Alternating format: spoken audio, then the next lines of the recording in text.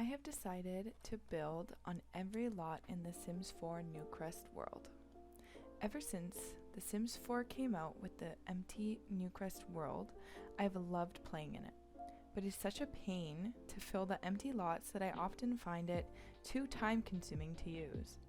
And that is why I've decided to build something on every lot, so that I can always have a perfect build to place right away.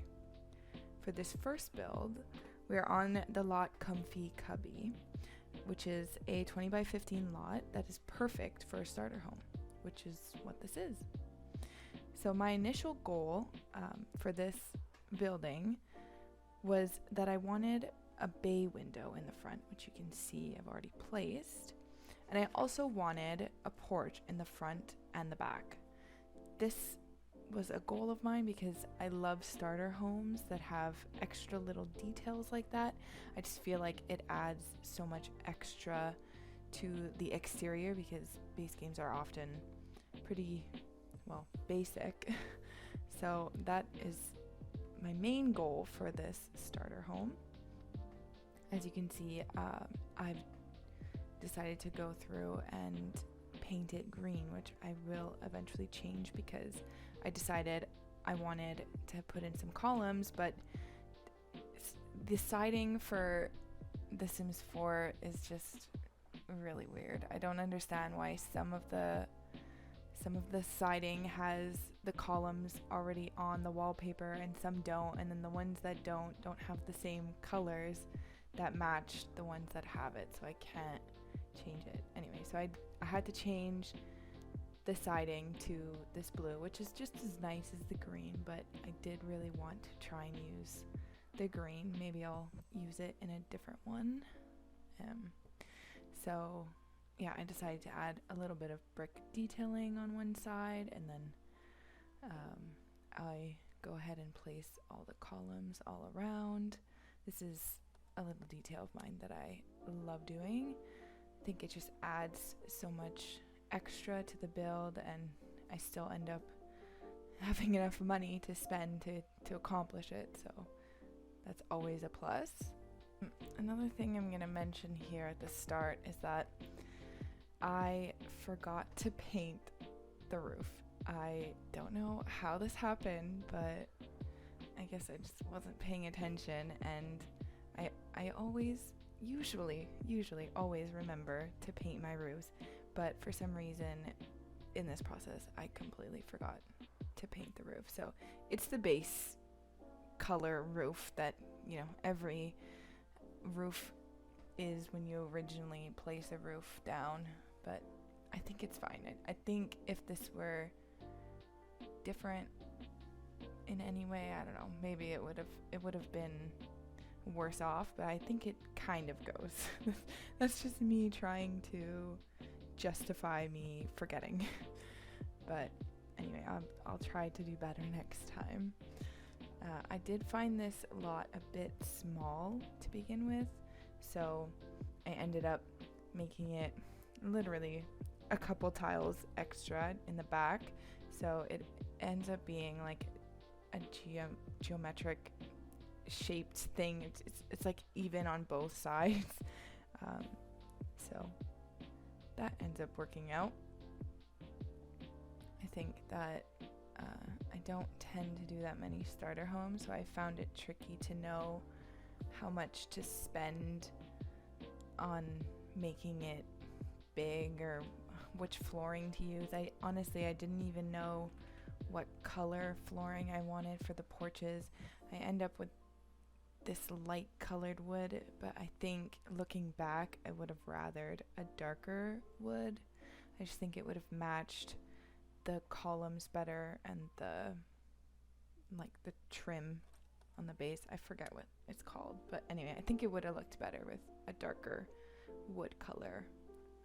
So if you ever download this, maybe just change it. I'll probably end up changing it in my own world. It's not the worst. I'm just a little bit of a perfectionist is all. I also ended up making the porch smaller than I wanted it to be, which is fine. I had to sacrifice a couple of things, like a bedroom as well. I tried to put in a bedroom, But I figured that this place would be way too cramped if I had it closed off that way, so I decided not to do a bedroom.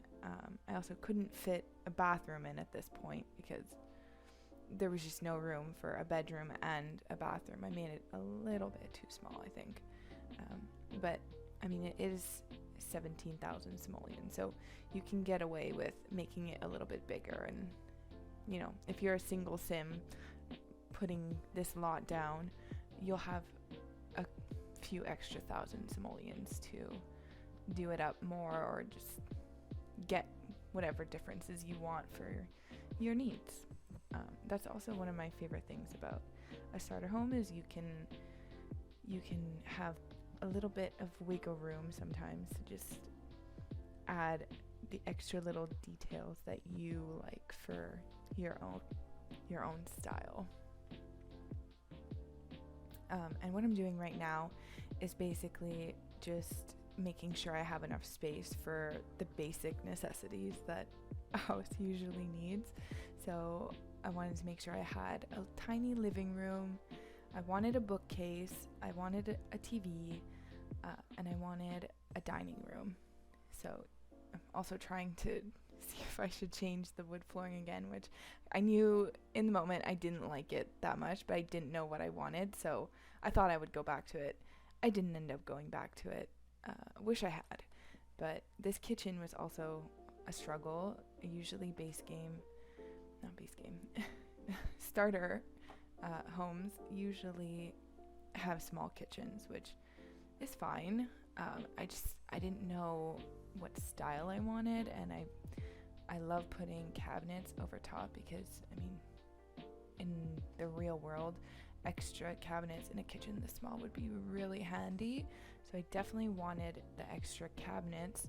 They just don't fit in most fridges, and I didn't like the style of this more rustic looking fridge, and it didn't match with the oven that I chose either. So I had to scrap that. I had to come back to it and decide to change it, and I ended up changing it, which I'm happy about. I think, yeah, I ended up moving the cabinets up a little bit more, which, I mean, it's kind of like in the ceiling a little bit, but I think it's fine because you can still get the main effect, and the fridge fits underneath, which is exactly what I wanted. So it's a perfect little cozy kitchen. This dining room table will end up changing to a lighter colored one. I didn't particularly like all of the dark that was going on. I wanted small dark accents. I didn't want everything to be dark. I kind of think that a lighter wood for that would have just, it just brightens it up a little bit more. And I also wanted the living room to be more of the wood tones, like darker wood, so I didn't want too much competing darks with each other. That's why I ended up going back and changing it, but that's a little bit later. Right now we're working on the bathroom, and I decided to use this jungle, I think it's Jungle Adventure wallpaper or tiling.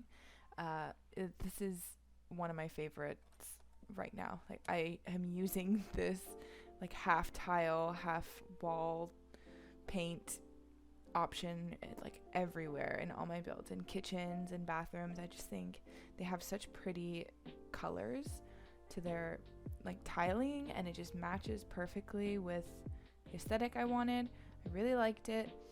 I've been using it in a lot of my builds, which you might see in the future. I really liked this wood tone on those cabinets with the wallpaper color that I chose, or the tiling I chose, but I didn't know how to fit a sink in there. I didn't want it to be off center. I guess I could have made it off center, but I really wanted the sink to just be in the middle, and I figured it's a starter home.